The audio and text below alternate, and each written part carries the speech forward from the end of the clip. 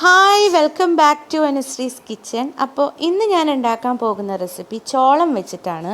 അതിൻ്റെ ആ കുരുവില്ലേ കോൺ കേണൽസ് വെച്ചിട്ടുള്ള റെസിപ്പിയാണ് ഉണ്ടാക്കാൻ പോകുന്നത്.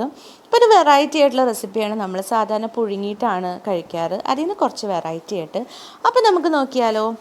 അപ്പോൾ ഞാൻ ഈ കോണിൽ നിന്ന് എങ്ങനെയാണ് ഈ കേണൽസ് എടുക്കുന്നതെന്ന് കാണിച്ചു തരാം. ഇതിപ്പോൾ വേവിച്ചിട്ടില്ല, പച്ചക്കാണ്. അപ്പോൾ ആദ്യം ഞാനിതിൻ്റെ നടുകെ ഒന്ന് പൊട്ടിച്ചു. ഇതേപോലെ പൊട്ടിക്കുക. എന്നിട്ട് ഒരു കത്തി എടുത്തിട്ട് ജസ്റ്റ് ഇതേപോലെ ഒന്ന് കട്ട് ചെയ്ത് കഴിഞ്ഞാൽ നമുക്ക് ഈ കുരു ഇങ്ങോട്ട് കിട്ടും. അപ്പോൾ ഈ കുരു വെച്ചിട്ടാണ് ഞാനിന്ന് കറി ഉണ്ടാക്കാൻ പോകുന്നത്. അപ്പോൾ നമുക്ക് റെഡിമെയ്ഡായിട്ട് ഇത് കിട്ടാറുണ്ട്. അത് ഹാഫ് ബോയിൽഡ് ആണെങ്കിൽ കുഴപ്പമില്ല.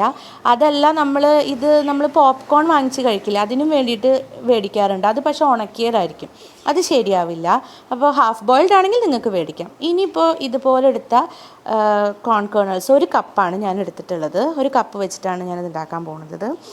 അപ്പോൾ ഇനി എന്താണെന്ന് വെച്ചാൽ ഈ കോൺ കേണൽസ് ഞാനൊന്ന് വേവിച്ചെടുക്കാൻ പോവാണ്.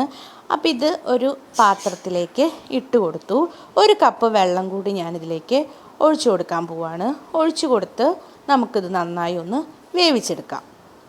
അപ്പോൾ അത് വേവിക്കാൻ വെച്ചു. അതിൻ്റെ ഇടയിൽ നമുക്കൊരു മിക്സ് ഉണ്ടാക്കാം. അതിന് ഞാനൊരു 2 ടേബിൾ സ്പൂൺ തേങ്ങ ചിരവിയത്, 1 കഷ്ണം ഇഞ്ചി, ഒരു 6 തണ്ട് മല്ലിയില, 2 പച്ചമുളക്.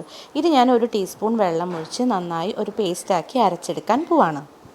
അപ്പോൾ അത് പേസ്റ്റാക്കി വെച്ചു. അതിൻ്റെ ഇടയിൽ ഞാൻ ഈ കോൺ കേണൽസ് വെന്തോന്ന് നോക്കിയപ്പോൾ അത് വെന്തിട്ടുണ്ട്. വേവൊക്കെ നമുക്കറിയാമല്ലോ, അതൊന്ന് കടിച്ച് നോക്കിയാൽ അറിയാം. ഒരു 20 മിനിറ്റൊക്കെ വേവിച്ചാൽ മതിയാവും. ഇനിയിപ്പോൾ ഇതൊന്ന് ഞാൻ ഊറ്റാൻ പോവാണ്. നമുക്കിതിലെ വെള്ളവും വേണം, ഈ വേവിച്ച കോൺ കേണൽസും വേണം കേട്ടോ. ഇനി എന്താണെന്ന് വെച്ചാൽ ഞാൻ ഊറ്റി എടുത്ത് മാറ്റി വെച്ചു. ഇതിപ്പോൾ നേരത്തെ ഞാൻ അരച്ച പേസ്റ്റാണ്. ഇത് ഞാൻ അതിൽ നിന്ന് ആ കോൺ കേണൽസ് വേവിച്ച വെള്ളമാണ്. എന്നിട്ട് ഞാൻ ഈ വെള്ളം നമ്മൾ ആ പേസ്റ്റാക്കിയിലേക്ക് ഒഴിച്ചു കൊടുത്തു. എന്നിട്ട് ഞാനൊന്ന് മിക്സ് ചെയ്ത് കൊടുക്കുകയാണ്. ഇതേപോലെ ഒന്ന് മിക്സ് ചെയ്ത് കൊടുക്കാം. നന്നായി ഒന്ന് ചേർത്ത് കൊടുത്തു. ഇനി നമുക്ക് കറി ഉണ്ടാക്കാൻ നോക്കാം. അപ്പോൾ ഞാനൊരു പാൻ വെച്ചിട്ടുണ്ട്. പാൻ ചൂടായി. അപ്പോൾ ഞാൻ അതിലേക്ക് 1 ടേബിൾ സ്പൂൺ വെജിറ്റബിൾ ഓയിൽ ഒഴിച്ചു. ഓയിൽ ഇവിടെ ചൂടായപ്പോൾ ഒരു 1/2 ടീസ്പൂൺ കടുക് ഇട്ടു. കടുക് ഇനി ഒന്ന് പൊട്ടി വരട്ടെ. കടുക് പൊട്ടി വന്നു കഴിഞ്ഞാൽ നമ്മൾ നേരത്തെ ആക്കി വെച്ചിട്ടുള്ള മിക്സ് ഇതിലേക്ക് ഒഴിച്ചു കൊടുക്കാം. ഇനി എന്താണെന്ന് വെച്ചാൽ നന്നായി നമുക്കിതൊന്ന് ഇളക്കി കൊടുക്കാം. ഇതിന് ഒരു മീഡിയം ഫ്ലെയിമിലിട്ടിട്ട് ഇതിനൊന്ന് തള വരണം. അപ്പോൾ തള വരണ വരെ നമുക്കിതൊന്ന് വെക്കാം. ഇനി തള വന്നു കഴിഞ്ഞു. ഇനിയിപ്പോൾ എന്താണെന്ന് വെച്ചാൽ ഇതിലേക്ക് ഒരു 2 തണ്ട് വേപ്പിൻ്റെ ഇലയും കൂടി ഇട്ടിട്ട് ഞാനൊന്ന് ഇളക്കി കൊടുക്കുകയാണ്. ഇനി നമുക്കിതിലേക്ക് നേരത്തെ ഞാൻ വേവിച്ച് മാറ്റി വെച്ചിട്ടുള്ള കോൺ കേണൽസ് ഇട്ട് കൊടുക്കുകയാണ്.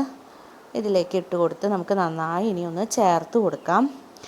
അപ്പോൾ ഇനി ഇതിൽ ഒരു 2 മിനിറ്റോളം ഒന്ന് കിടന്ന് ഇപ്പോൾ ഇതിൽ ആ ഒരു വെള്ളം ഉണ്ടല്ലോ, അതൊന്ന് തിക്കാവുന്ന വരെ ആ ഒരു കൺസിസ്റ്റൻസി തിക്കാവണ വരെ വെച്ചാൽ മതി. നന്നായി നമുക്കിതൊന്ന് ഇളക്കി കൊടുക്കാം. അപ്പോൾ ഇവിടെ നന്നായി തിളയൊക്കെ വന്നു, തിക്കായ ഒരു കൺസിസ്റ്റൻസി ആയി. ഇനി ഇതിലേക്ക് ഒരു 1/4 കപ്പ് പാൽ, തിളപ്പിച്ചാറിയ പാലാണ് ഒഴിച്ചു കൊടുത്തത്. അത് ഒഴിച്ചു കൊടുത്ത് ഞാൻ നന്നായി ഒന്ന് ഇളക്കി കൊടുക്കുകയാണ്.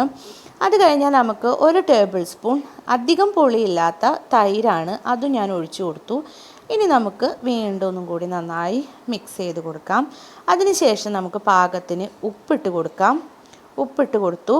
ഇനി ഒരു 1/4 ടീസ്പൂൺ കുരുമുളക് പൊടിയാണ്, അതും കൂടി ഇട്ട് നമുക്ക് നന്നായി ഇതൊന്ന് ചേർത്ത് കൊടുക്കാം. ഇനിയിപ്പോൾ വേറെ ഒന്നുമില്ല, നമ്മുടെ കറി ഇവിടെ റെഡി ആയിട്ടുണ്ട്. ഇത് ചപ്പാത്തി, പൂരി, ദോശ അതിലേക്കൊക്കെ നല്ല കോമ്പിനേഷൻ ആയിരിക്കും. ഇത്തിരി വെറൈറ്റി അല്ലേ, നമ്മൾ നോർമൽ ഉണ്ടാക്കുന്നതിനേക്കാളും കുറച്ച് വെറൈറ്റിയാണ്, പിന്നെ ഹെൽത്തിയാണ്, കുഴപ്പമൊന്നുമില്ല. അപ്പോൾ ഇതാണ് ഇന്നത്തെ നമ്മുടെ റെസിപ്പി. അപ്പോൾ ഇനി എല്ലാവരും ഇതൊന്ന് ട്രൈ ചെയ്ത് നോക്കുക. ഇതിൻ്റെ ഫീഡ്ബാക്സ് ഒക്കെ തരിക, കമൻസ് ആയിട്ട് തരണം. പിന്നെ എന്നെ സപ്പോർട്ട് ചെയ്യണം. നിങ്ങൾ ഇതുവരെ എൻ്റെ ചാനൽ സബ്സ്ക്രൈബ് ചെയ്തിട്ടില്ലെങ്കിൽ എൻ്റെ ചാനൽ സബ്സ്ക്രൈബ് ചെയ്യണേ. തൊട്ടപ്പുറത്തുള്ള ബെല്ലൈക്കൺ പ്രസ് ചെയ്യുക. അപ്പോൾ എൻ്റെ നോട്ടിഫിക്കേഷൻസ് ഒക്കെ കിട്ടും. നമുക്കിനി അടുത്ത വീഡിയോ ആയിട്ട് കാണാം. അപ്പോൾ ഓക്കെ, ബൈ, താങ്ക് യു.